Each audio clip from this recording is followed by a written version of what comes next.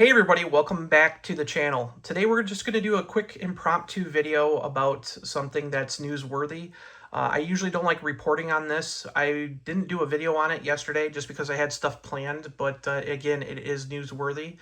But I did a whole article on MoparInsiders yesterday morning about it, so you might have seen it, and that is that one of the UAW members working over at the Centerline property that Stellantis currently leases ended up losing their life on Saturday morning. So unfortunately, we don't have a lot of details about what happened.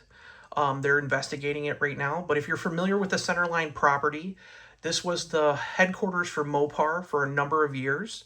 It was also a massive parts distribution center, and we actually talked about this earlier this year on the channel, talking about how Mopar was building a new parts distribution center here in Michigan to replace this and how they were selling the property. But right now they have workers kind of renovating the premises. And this person, who was identified as James Brasher, was a 30-plus year member of the UAW. And unfortunately, while he was doing his job, he ended up tragically losing his life. So again, there's not a lot of details. I'm going to read you the statement from the UAW, and we'll talk about what Stellantis has to say. And again, there's not a lot of details, but the UAW said in a joint statement from Sean Fain, who's the president of the UAW, and Vice President Rich Boyer, who deals with Stellantis, like their representative for the Stellantis side of the UAW.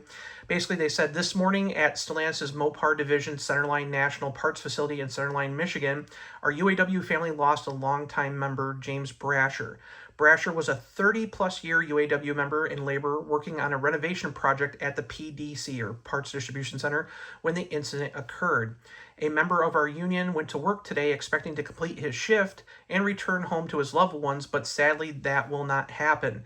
The UAW will investigate and demand details from the company of exactly how this tragedy occurred to ensure that this kind of accident never happens again.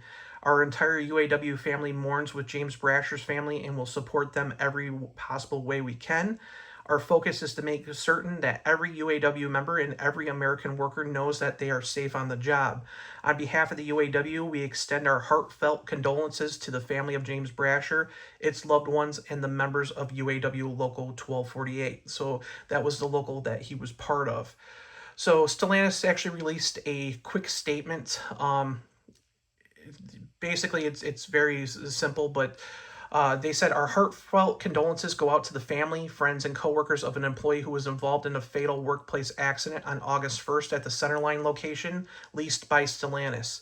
The safety of our employees is our top priority. We are continuing to work with authorities to thoroughly investigate the cause of the accident. Out of respect for the family, we are not going to confirm the identity of the employee, which again the UAW already did. But basically, the building which previously housed the Mopar administrative functions is currently unoccupied as the company has relocated those operations to Auburn Hills. So again, this is really sad because this is the third fatality incident that has happened at a Stellantis facility in 3 years. You might recall back in 24 at the Toledo Assembly Complex, there was a gentleman who was crushed to death on the Jeep Gladiator line. And then there was an incident at the Dundee engine plant in April of 25. So again, this is really sad. I just want to say my, prayers and thoughts are going out to James Brasher's family. Again, it's sad when they have to go to work not knowing, like what the UAW said, that they don't know that they're not coming home. So unfortunately, this stuff happens quite a bit in the auto industry. It's not just Stellantis. It's happened at Ford facilities. It's happened at GM facilities. It's happened at Toyota facilities, Honda facilities. It's happened a lot. So again, you never know. So it's something I don't like to report on, but again, I think it's newsworthy.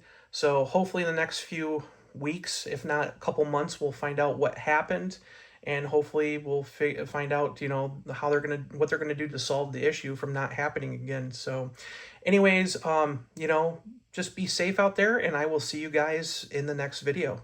Bye.